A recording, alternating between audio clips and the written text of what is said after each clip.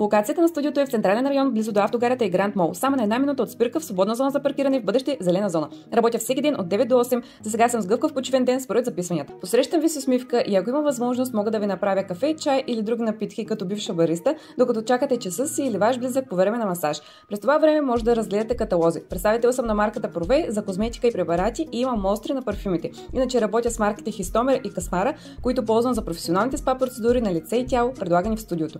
Но това, което ме отличава най-много от всички студия във Варна, даже и в България, е, че правя мадеротерапия и съм сертифицирана за нея. Още едно удобство при мен е, че има условията за душ, банята и тоалетната, ако ви се налага преди или след масаж. В студиото има също така огледало, в което може да се видите в цял ръст, кантар и метър, с които да следите теглото и размерите си. Разполагам с масажни свещи, които ползвам за такъв вид масаж и ги продавам също така. Етеричните масла използвам за ароматерапия и добавям в някои масажни оля, от които може да се избирате. Релаксиращата музика винаги звучи на фон и може да се променя според случая. Също така имам различни кремове според нуждите и зоните, които се обработват. Светлината и свещите за атмосфера също могат да се нагласят спрямо предпочитанията на клиента и вида процедура. Ароматерапията се извършва чрез изпаряване на етерични масла от керамична лампа, а въздухът се освежава и увлажнява с дифузер. Ако ви е необходима фактура за фирма, имам възможност да ви издам. Създала съм карти за лоялни клиенти, които ако стандартно си правят масажи на една и съща стойност, ползват отстъпка.